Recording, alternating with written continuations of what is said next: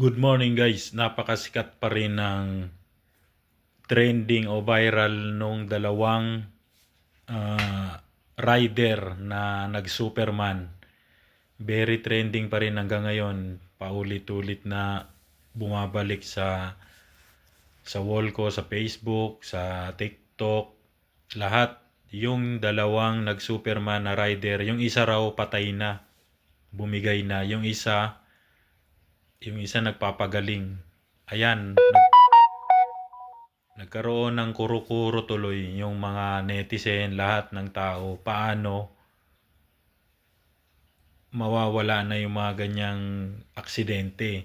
Ayan, marami akong nabasa guys. Para sa akin ha, marami silang suggestion. Sa akin naman, para sa akin, ah, alam mo yung nagkokos doon, yung mga nakatambay na mga riders sa gilid ng highway. Yun lang para sa akin Nakita ko kasi doon nagbablog sila, kaya tuloy yung dalawang rider na yung nagpapasikat, nagsusuperman. Siyempre nga naman magiging trending sila. Kung yun na yung cause ng accident nila, 'di ba? Ipagbawal na yun. May nakita kong ginawa na ng pulis na hinuhuli na yung mga ganun. Tama yun. Kasi tingnan nyo kung walang mga nakatambay na vlogger doon, smooth naman yung takbo ng mga motor Wala silang pasisikatan Yan, kaya ibagbawal na rin yon. Although talagang yung highway na yon kurbada, ah, talagang delikado. Alam naman natin lahat naman ng daan delikado yan. Kahit nga sa street nyo, segundo lang may magkakamali na rider, magbabanggaan kayo.